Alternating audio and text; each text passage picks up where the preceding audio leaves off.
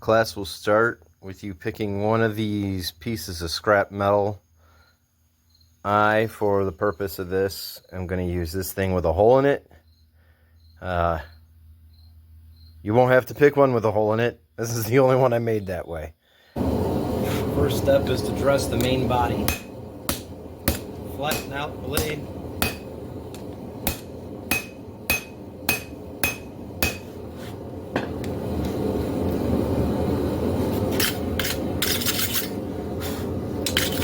And all that scale, you don't want to hammer that into your blade.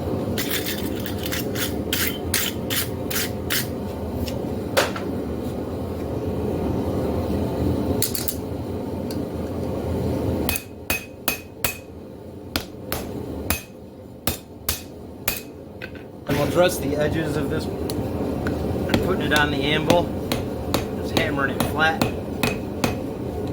Get this and that flat at the same time. You can also put it flat on the face of the anvil.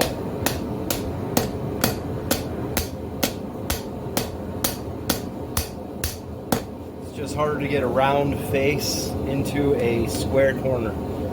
So we can put that against the face of the anvil, square and square. Make a blade. I like to put the edge against the edge of the anvil. Strike it at 45 degrees.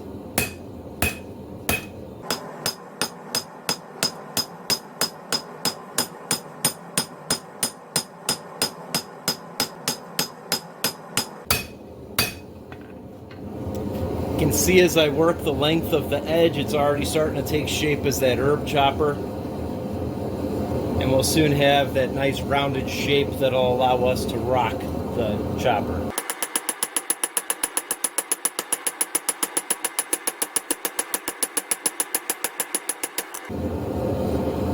Alright, once we've hammered that out really well, we'll flip it over and hammer the other side. It'll actually be a little bit easier because it'll be the near side. Same technique, edge of the anvil, 45-degree hammer.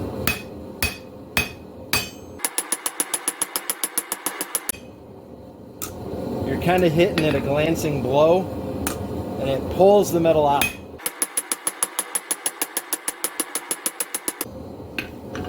You can see as I'm working the edge, I've missed this part right here a little bit. That's okay. We'll work the whole thing. There's plenty of metal to continue stretching. Just start with the area that I've been neglecting. Pulling the metal from the thick part to the thin.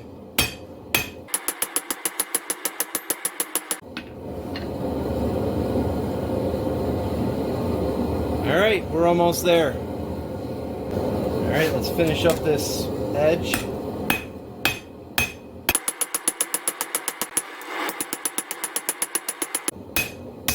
By hammering on both sides, I'll flatten out all these hammer marks in a traditional planishing method.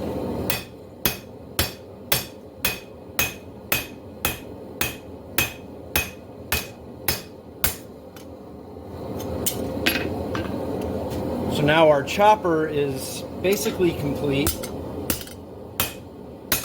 want to make sure everything's flat, because as this stretches, this will be pushed up. This was flat when we started, but now it's being pushed up. So we want it flat. The hole shows how the metal has been moving. Just like the blade, we're going to start, make it flat.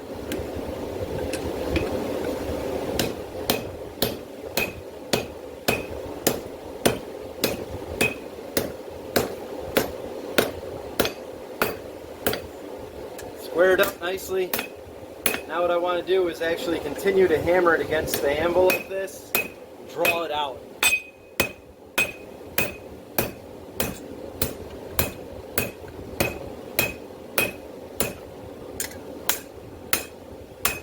And because of this, I can't put it square against the anvil, so I'm putting it over here. Could have done the handle first and then I'd be able to get it square.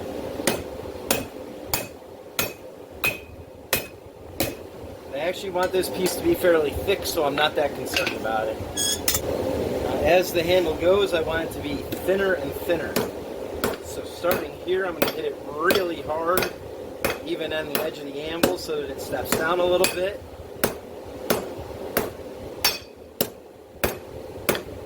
Ignore my bad aim.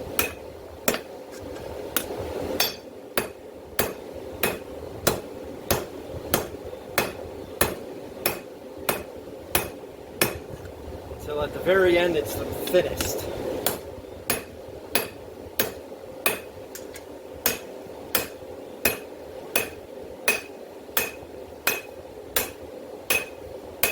I'm making this little rat tail looking thing.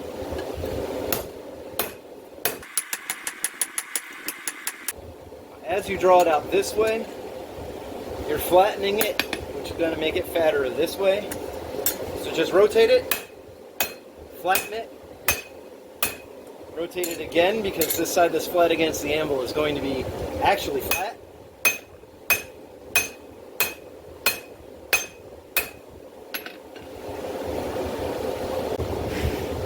I'm going to continue to just draw everything out again.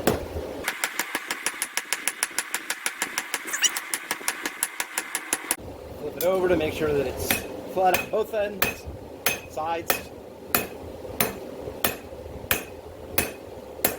Because we're getting close, I'm going to flip it this way to make sure the top of the handle is also nice and flat.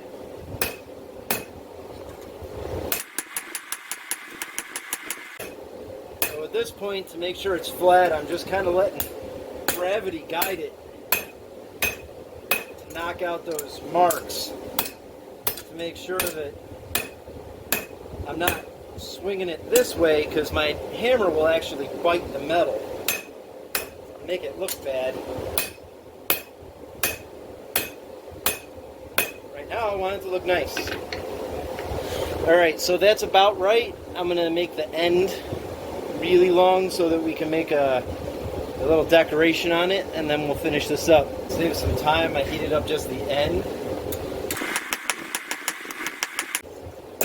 Much like we did with the blade, we're going to be striking at a 45-degree angle.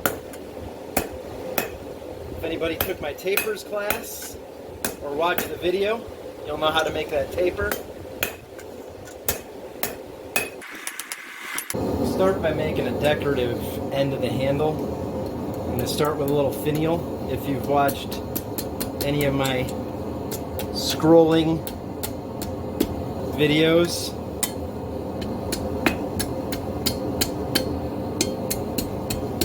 it's going to be the same technique, where it's going to make a little scroll on the end there, and then we want to heat this part, keep that part cool. We can do it in the forge by directing heat, or we can quench the end. Despite focusing the heat on the base, we of course still got a hot finial. We'll quench it so that we don't mess it up. I come here. We want to get as close to that edge as we can.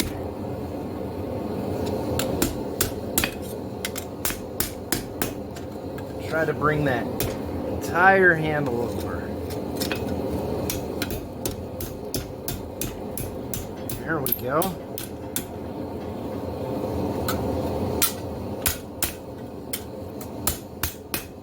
And then the reason that we quenched the edge, or the end here, we can bring that down.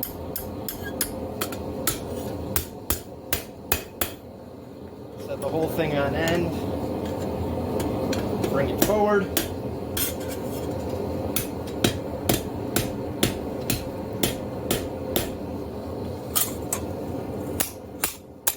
Brought it down a little bit too much. That's okay, that happens. At this point, well, let me show you how I fix it. Because I want to keep this nice and round, I'm going to kind of hammer this over there. Then, with another pair of pliers, fix that. Alright, it has the shape that I really want it to have. Get it flat against the face of the anvil. I really like that. I think that'll feel good in the hand.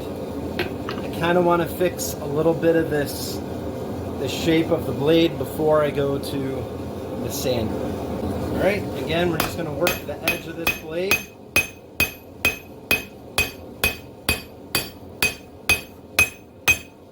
Hammering it flat against the face of the anvil.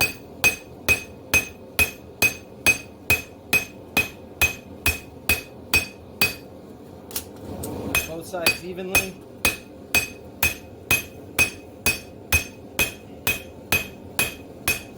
Making sure to catch all those bites from the hammer.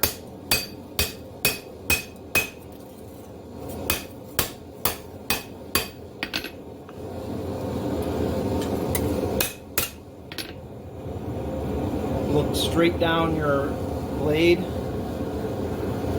like that. Make sure that it's straight.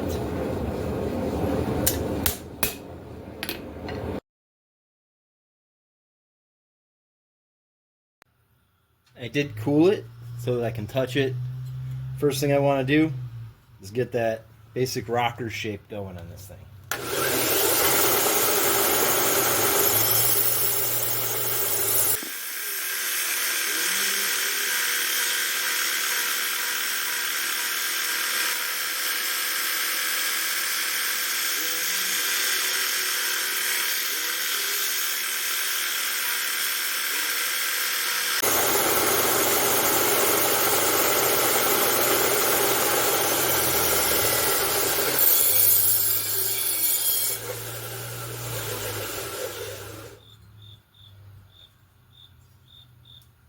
If it fits your hand that way, cool. If it fits your hand that way, cool. It doesn't matter. This is your knife. You use it however you want. You could even hold it this way or this way. When you're chopping herbs don't really care how you use your knife. But we have the basic the basic shape here. Now what I want to do, lay the blade evenly and rock it in that shape of it so that we get the same grind on each side.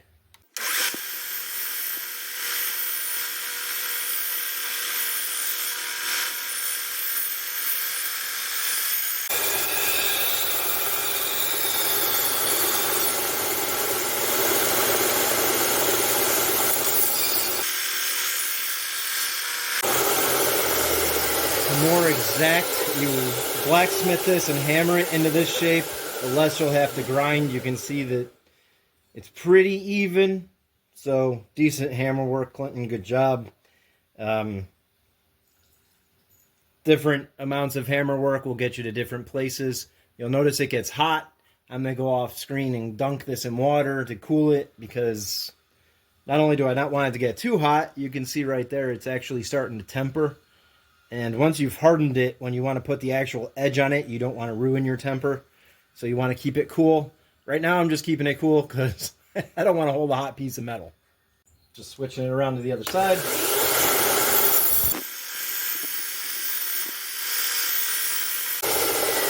You can see, because of my hammer work, that this edge was already pretty close. I want to get a slightly higher line that's clean, so that our food isn't pressing against this forged metal, but is pressing against polished metal. So I'm trying to put it almost flat to get this cleaned up first. And then I'll finish this edge. You can see that it's already bending over. This is what's called a burr. I doubt my camera is going to be able to pick up that burr. But that's how you know that you've actually sharpened an edge to a very sharp point. Once you've cleaned up that burr is how you have a razor's edge. So I'm going to try to continue to clean this up more from the edge without sharpening it anymore.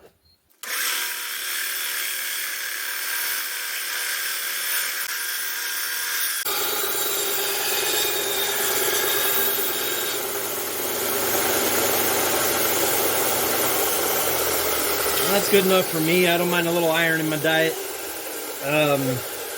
This edge is pretty decent. I'm going to just clean it up a little bit because I just flattened it out a bit. But I want it to be very sharp. So your axes are like this. Your fish fillet knives are like this. An herb chopper somewhere around here. You want it to be able to cut through something soft like a tomato. Even though you're mostly going to be using it for like parsley, carrots. Carrots can be cut by wider faces, but you want it to be pretty darn sharp, a pretty steep angle on that edge. So I'm just going to clean it up a little bit because I did flatten it somewhat, and I want a nice strong primary grind. So one thing, I said that this was the primary grind. There's a lot of debate online. Some people say the primary grind is where this metal ends and your blade begins. Some people say it's the edge. I actually, because I've made a lot of more fancy knives, say the primary grind is going to be from here to about here. And then your actual edge is from here to the blade. I call that a secondary grind, usually speaking. On this, there's only going to be one grind. We're just going to keep this flat, and then we're going to make a really sharp edge. So we're going to do just a single grind on this thing.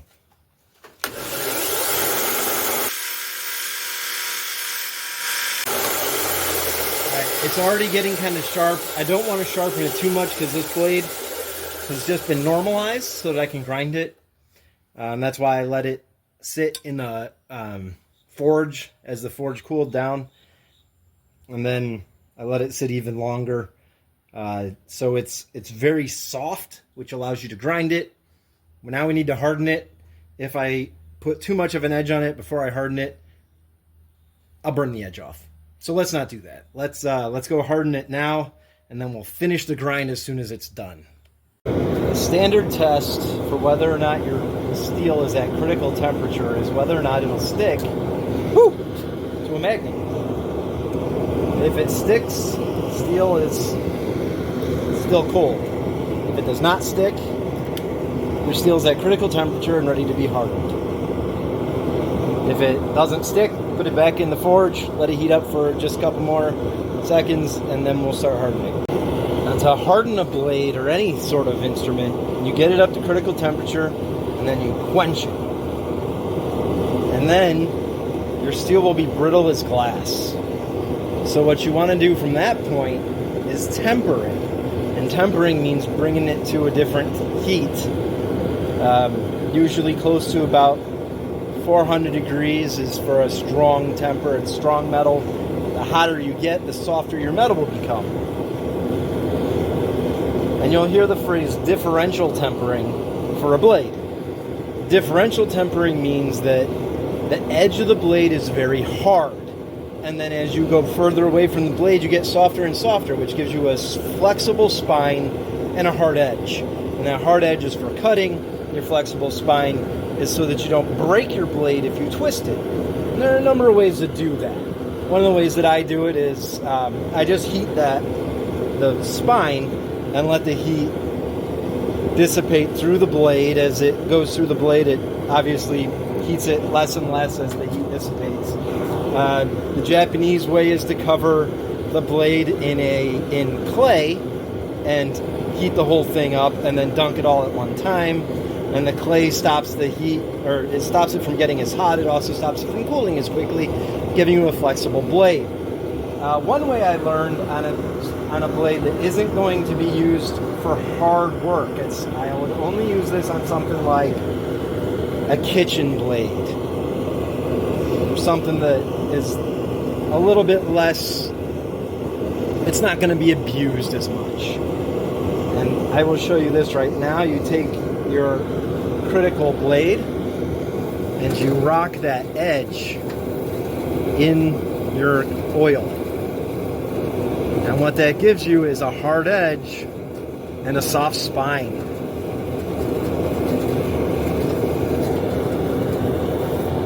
Okay, nothing is glowing anymore, so I'm just going to put the whole thing in there so that it can cool.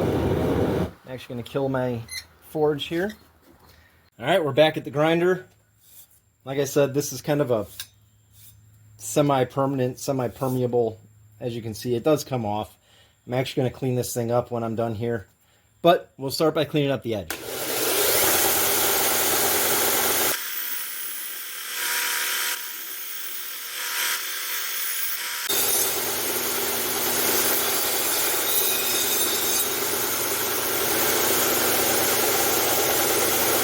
Clean up the edge again.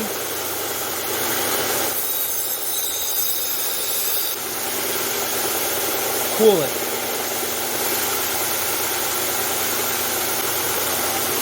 Two passes on one side, two on the other. One on one side, one on the other. Again.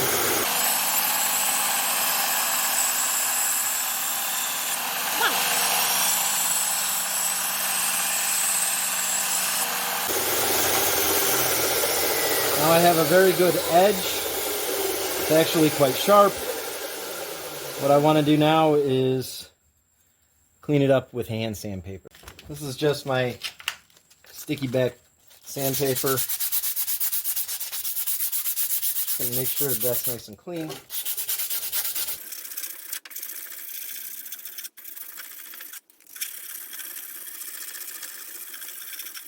With that high grit sandpaper, we pretty quickly return it to its original shine. Want to do both sides.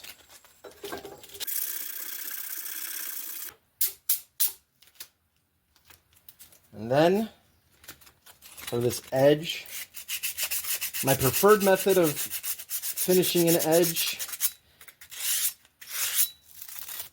is going to be using that whetstone that I've used in other videos. If you want to see the longest video that I have on using a whetstone is when I make a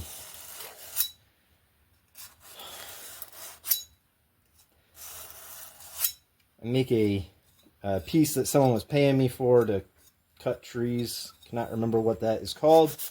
Machete. But you can sharpen on just about anything, including this really high grit sandpaper.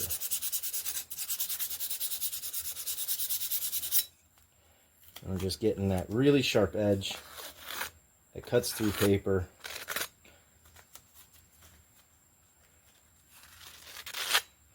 Really easily all along. So you have a nice sharp blade for cutting your vegetables. I actually like this with the hole in it. I didn't intend to like it. I thought this was the garbage piece, but I do like it. And it works really well for cutting just about anything in the kitchen.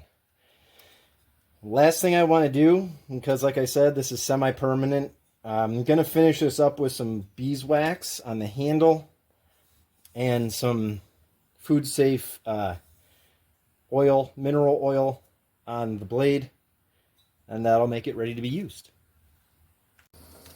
Similar to how I would heat just the spine to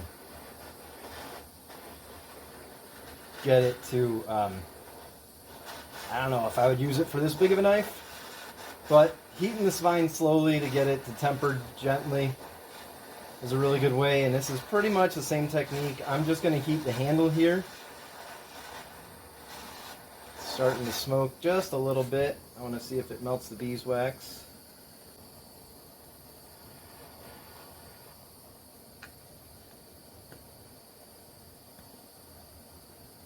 Beeswax on there.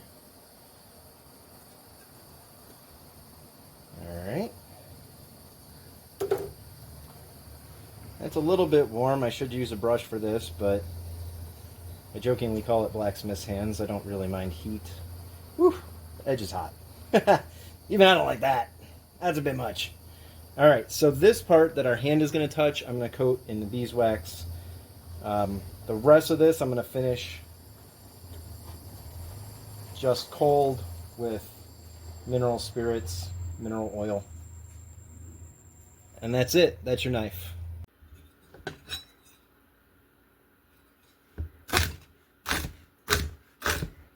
And that's our herb chopper.